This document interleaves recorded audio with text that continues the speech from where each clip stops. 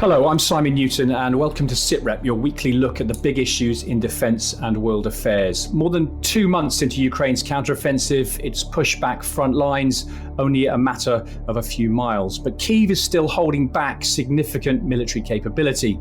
Mike and I will assess why it's not throwing everything it has into the fight back and how long it has to show progress. As long as this war continues, the worse are consequences for everybody. Food security, prices in the world, into the refugee crisis, and everything else is just worsening from day to day. Catalogues of complaints ranging from accommodation to sexual harassment are not getting fair, effective or efficient handling, according to the Forces Complaints Ombudsman. We'll hear from Germany's Armed Forces Commissioner about whether their model could make a difference. So I do field visits and I don't have to announce them.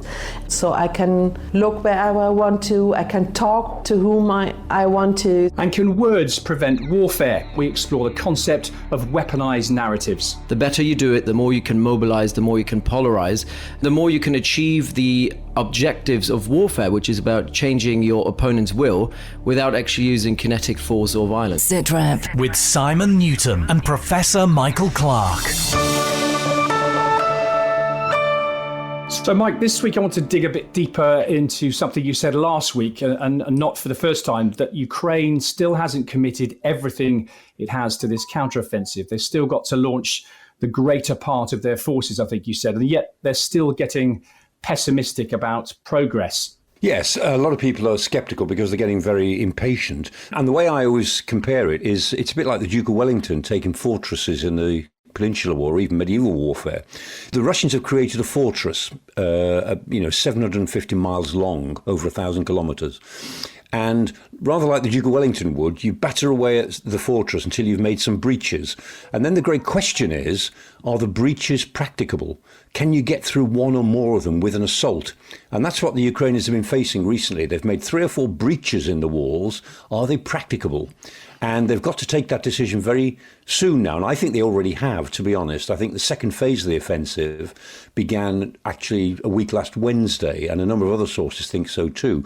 But even then, they're building up their forces. They're not committing everything all in one place, because they may still be trying to assess which of the breaches offers them the best possibility. So I think all of the Ukrainian spearhead forces are now on the move. Only about between a third and a half of them are currently fighting. And I think the rest will come into the picture, I think, very, very soon. So I like yourself, I spend my days reporting for Forces News, and I'm solely committed to looking at Ukraine. And from what I see, and correct me if I'm wrong, they have about 12 or so brigades, or had about 12 brigades set up for this counteroffensive. And they've maybe committed, like you say, maybe 4 or 5 of them so far. So there is quite a lot of depth there. And in terms of where this fighting's happening, we've got these 3 sort of localized counteroffensive. One going south of Orikhiv, heading towards Tokmak, which we know is this Russian HQ, which I looked this morning, they've ringed that now with deep defensive lines. We've got the other fighting going on around Velika Novosilka, which is north of Mariupol, and which would seem this obvious route to try and cut this Russian land bridge.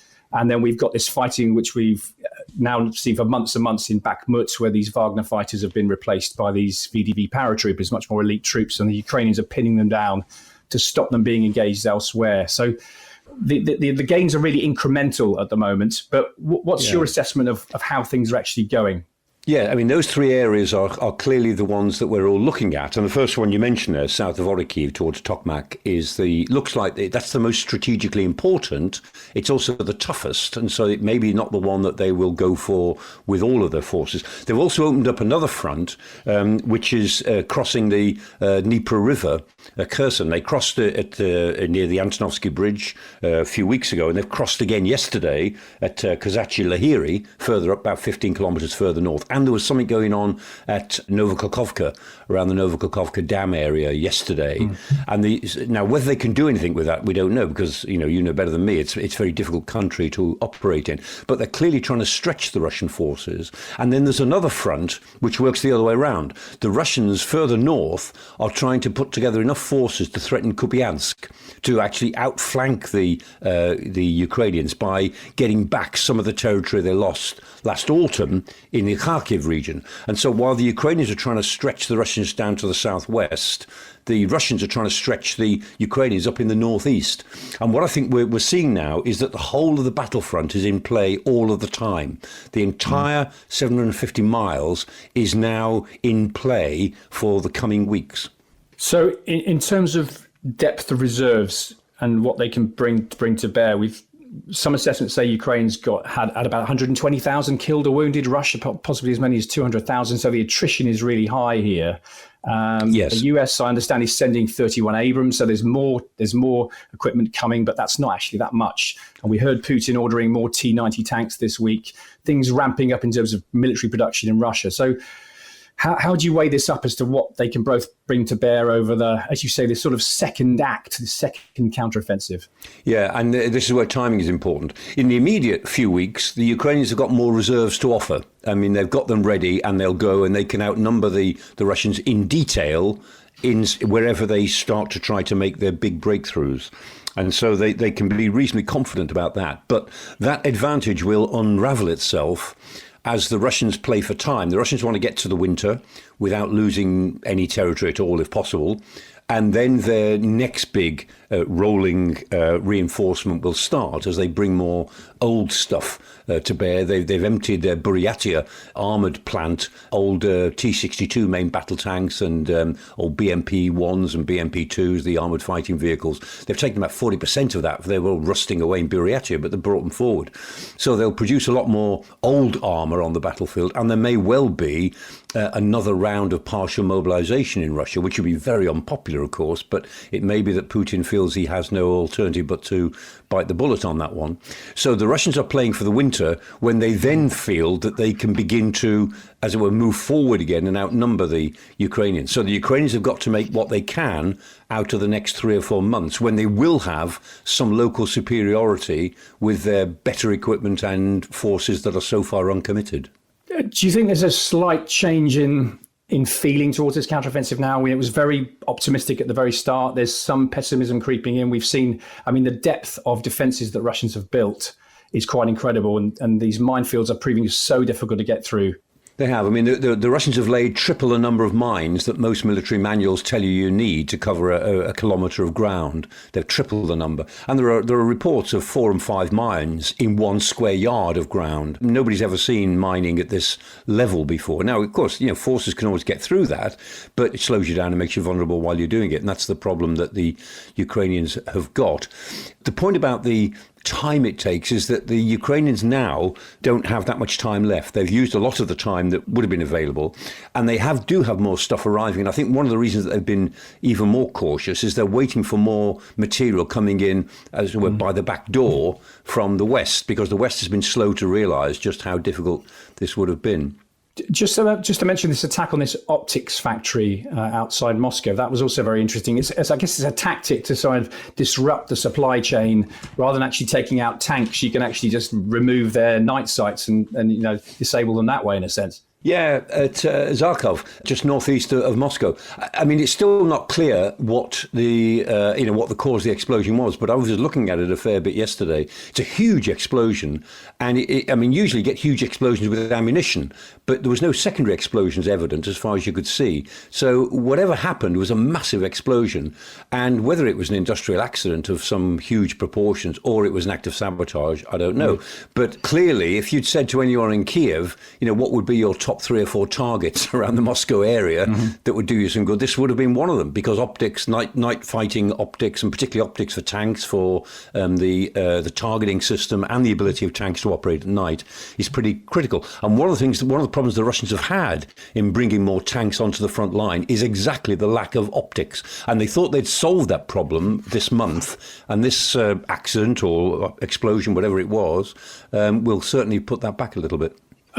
Putin, his tactic is effectively just to grind this out, it seems. And if you just look at the sheer maths, Russia has a population that I think is triple the size of Ukraine. So if they need to mobilize more troops, Yeah, 44 million in Ukraine, 144 in Russia. Right. So over time, that tactic could succeed. It could. I mean, and his strategy now, as far as you can tell, I mean, Putin's strategy has never been clear from the very beginning, apart from the strategy of taking Ukraine in 3 days. I mean, that was a clear strategy, which was ridiculous.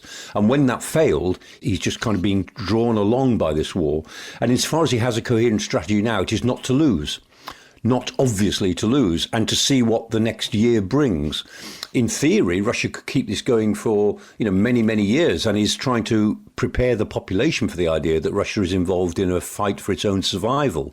And even, I mean, this week in the news, school textbooks are now being produced, a complete rewriting of history, how Russia is now fighting for its life against Western powers determined to destroy Russia. So they're setting this up for a generational conflict. The question for Putin is how much longer will he last? Because, and this is what the Ukrainians are banking on in a way, they don't want the Russians to withdraw in good order. They want them somehow to crack, and for the Ukrainians to actually score a strategic advantage, like being able to threaten Crimea. And then Putin will be in big, big trouble.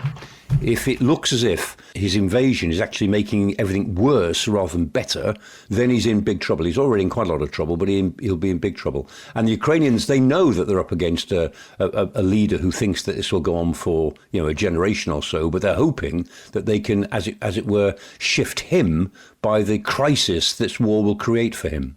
So, I mean, finally, two connected questions, I suppose. We know the Ukrainians have a limited window of opportunity because we're hurtling towards autumn. What do you think? And we know that they are holding, we believe anyway, a sizable force back, at least maybe even half a dozen brigades or so. What are they waiting for, and what will be that key moment? Well, I think the key moment is now. In the sense that they've got to use the time that they've now got for August, September into October. I mean, your guess is as good as mine as to when the weather really turns this year, because the weather hasn't been so regular the last couple of years. But the weather we could expect to turn in late October, early November. And after that, it'll be, doesn't mean to say you won't carry on fighting, because the Ukrainians have been doing that since 2014 every winter. But it will be a lot more difficult. And so the Ukrainians have to, by then, produce something that looks not just successful militarily, but decisive in Western eyes, looks as if it has changed the nature of the competition on the battlefield in some way. And as time goes on, that's getting to be a bigger and bigger ask. News, discussions and analysis. This is Sitrep. 7 years ago, the independent complaints watchdog for the armed forces was given new powers and a new title, the Service Complaints Ombudsman. But they're not the first stop for servicemen and women who want to complain. Instead, they oversee the force's own complaint system, and they rule on whether it's doing its job properly. 7 years on, the Ombudsman says while there have been improvements, it's still unable to say the system is fair, efficient or effective. Now, the Labour Party is promising a much more powerful Armed Forces Commissioner if it wins the election. It will be modelled on the German Commissioner, who can carry out her own investigations and who any member of the German forces can just email directly with their complaints or concerns. More than 2,000 of them did that last year. Now, the Commissioner is Dr. Eva Högl, who recently came to London. I spoke to her and she told me that one of her most important powers is making unannounced visits. So that's, in her words, she said, they don't mow the lawns or cover the bins in camouflage nets. Soldiers are, as we call it, citizens in uniform. So they have rights, they have basic rights, they have fundamental rights, and these rights should be guaranteed. So these are the basic principles, also for my work, to look after this. So I do field visits, and I don't have to announce them. And last year I did 70 field visits, and I spent around 100 days talking to German soldiers abroad and in Germany, listening to them, which is very important to listen to them and see how the conditions are, the material, but also the accommodation and how the families do.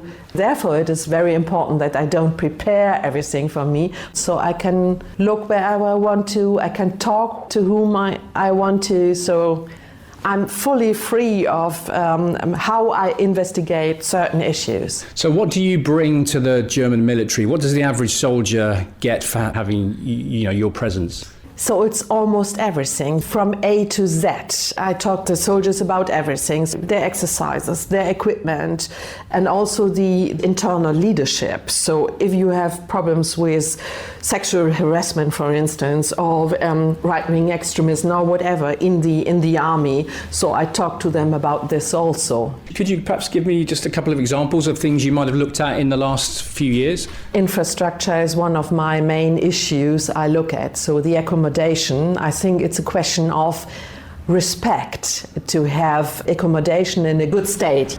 During my field visits, I always do a tour around the barracks to see how the infrastructure is. And I ask the responsibles there not to show me the nice areas, which are in a good shape, but also the problematic things, so I can support them to improve things. As I call myself an advocate for the soldiers, I cannot decide myself, but I then tell the Minister of Defense or the parliamentarians, or I announce it in the public what I found and what I think should be improved. You're probably more than aware that there's issues with the accommodation in the UK military with the contractors and the speed at which repairs are taking place. Are you able to speed up the process of getting those sort of things repaired from your experience in the German military? I myself can't speed up anything, but with my strong voice, I can address everybody I want to the minister, to the highest ranking officers. I also talk to the people being responsible for the infrastructure. For instance, in Germany, it's to the Länder. So if I go to a barrack and see what's wrong there, I immediately make it public and tell people to improve the situation. And sometimes when I come the second time to this barrack, there are responsibles saying to me, well, after your last visit, things had been improved. So does that make you popular with the chain of command? If I may say, I have a very good relationship to even the highest ranking officers, because all of them see that my office is to support every single officer. And even the Minister of Defense sees that I am to support him in his plans to improve the situation for the armed forces and for every single soldier. So I work for the parliament, he is the minister, but we both sort of work together to improve things. So I was just trying to get maybe an example of a sort of concrete success you've had in terms of making something better for the soldiers and airmen and sailors. Yes, I can give you one example. It's on the equipment of our soldiers. When I went to Lithuania 2 days before the invasion of Ukraine, I went there to talk to the German soldiers and how they see the situation and how it is in Lithuania. And it was 3 degrees cold and snowing, and the German soldiers told me that they don't have enough winter clothes with their uniform. And I was astonished to see them sleeping in a tent, cold outside and snowing. I made a public announcement of this. I told the highest ranking soldiers, officers, I told the minister, and I also said it in the media that was what I found. And then immediately everyone tried to make it possible that the German soldiers there get winter clothes. So that was one effect my strong voice had. Yeah, I can't do this every single day, so I have to look what is really important, what is necessary to be improved very quickly. So I have to distinguish. Yeah, if I do it if I lay down it in my annual report, or talk to the parliamentarians or to the media and so on. But since I have a wide range of possibilities to announce things, I can look what is the most useful thing to do. I was the German Parliamentary Commissioner for the Armed Forces, Dr. Eva Högel. Now, Michael, it was fascinating talking to her because she said, for instance, she goes to barracks and she doesn't want to smell wet paint. She wants it absolutely warts and all. And she says she has a very good working relationship with the German chain of command. How do you think Britain's equivalent chain of command would feel about having such a powerful watchdog here? I'm sure they would say that there's no problem and that, of course, that it wouldn't make any difference to anything. But I think there's some differences in principle. Remember, Germany with its long tradition of conscript armies, Dr. Hergel said, in Germany we have citizen soldiers. But in a way, in Britain, we have soldier citizens, people who are professionals. And we give great weight to our small unit cohesion. And the idea of somebody sort of moving around the command chain within that wouldn't be universally welcomed, probably. However, the fact that we do have soldier citizens and that the military have a very special job to do doesn't always play well in the British media. And there have been some pretty poor showings recently. I mean, some for fair reasons, some for not very fair reasons, for all of the welfare side of what's going on in all three armed services. And I think for the sake of public credibility, I think this is not such a bad idea. And I think the chiefs, even if they naturally felt it didn't really fit with the British tradition, might also think about the need to maintain public credibility in the way in which our rather specialised military philosophy does work, and that we do respect the rights of personnel. And of course, they all say, of course we do. Our people are our most important asset. But that doesn't prevent the housing stock deteriorating in the way that it does, and it doesn't prevent sexual harassment in the way that it has, and it doesn't prevent some rather foolish decisions on diversity being sort of filtered down in ways that don't help the situation. So I think some public credibility would be good for the British Armed Forces at the moment, and it wouldn't necessarily undermine that which makes it rather special and is different to the case in Germany. Now, the pen, they say, is mightier than the sword, but they also say don't bring a knife to a gunfight, and a pen, of course, would be even less use at that point. But words and information can be used as a weapon of war, and used early enough might even save you from the many costs of kinetic operations. Well, that's the argument put forward in a new book called Subversion, the Strategic Weaponization of Narratives. And the author is Dr. Andreas Krieg, who's a senior lecturer at King's College and the Royal College of Defence Studies. Andreas, just explain in simple terms what we're talking about. What is a narrative and why is adjusting it so powerful? Hi, thanks for having me. So a narrative is basically the storyline that we use to kind of package our information and facts that we want to transport. So when we communicate, we obviously don't communicate via facts, we communicate via stories. So we're all engaged in using narratives on a daily basis, and it can mobilize and demobilize depending on how you frame a particular issue. And, we've seen that with media narratives. And so they can be weaponized, and the better you do it, particularly in a day of hyperconnectivity in the age of social media, the better you do it, the more you can actually influence, the more you can mobilize, the more you can polarize, and the more you can achieve the objectives of warfare, which is about changing your opponent's will without actually using kinetic force or violence. I mean, in the 21st century, you mentioned there, we're talking about social media. Is that the sort of key means of delivery of this sort of narrative adjustment? Weaponized narratives have been around forever, obviously, but the interconnectivity that has come with social media has made it much easier to actually penetrate target audiences from afar. But I would also say it's not only about social media. It's about using academia, using newspapers and general media, policymakers, PR companies, and a huge host of different intermediaries that can help you transport narratives. So it's not just social media, but social media can really bring you the mass and the deep penetration. You mentioned Russia a lot in the book as the experts at this, if you like, in terms of weaponizing these narratives. I mean, how have they done that? We know about the elections in the US, for instance, in the past few years. How have they weaponized narratives there? So, yeah, that's kind of the standard example that everyone is using, what Russia has been doing during the US elections, particularly 2016 and 2020, but also during the Brexit vote here in the UK.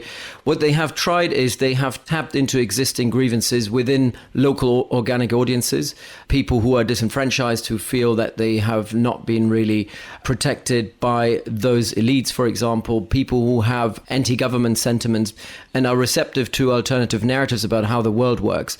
And what the Russians have done over years and years, and that's very important, they probably start around 2014 in the United States. And we see the first result in 2016, where they have really polarized the political discourse prior to the election of Donald Trump, not only to get Trump elected, but also to kind of bash and undermine the integrity of Hillary Clinton at the time, basically making it ever more difficult for audiences, civil society to come together and agree on a particular issue. But they've done it across Africa as well. And here, this is why I'm using also United Arab Emirates as a small state that has emulated the Russians. They've done it in Egypt, they've done it in Tunisia. What weaponized narratives have done is creating an information context or pretext for the military to intervene and overthrow existing governments.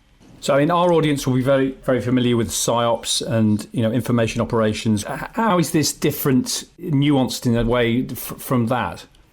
It's not different at all. PSYOPs are part of subversion campaigns. PSYOPs, though, are usually used in a very tactical or maybe at best in an operational context where it's about a particular fairly small contained operation. I think what we're missing with PSYOPs, and I think this is where we need to go next, we need to understand how we do this strategically so that we can actually shift audiences strategically to ensure that our adversary never goes to war, never goes to that, comes close to that military threshold, and doing that preventively. And the important bit of this is it has to be done constantly.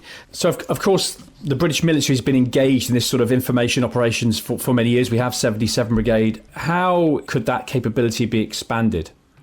I think that's an important point. The capability exists in its infancy, but it obviously needs to be expanded if we were to compete with countries like Russia, Iran, China. And I think we need to move away from that idea that these are people in uniform who are sitting behind their computers and operating on behalf of the state. I think what it comes to is developing networks, information networks, as I'm talking about in my book. And networks are kind of the antithesis to a military hierarchy.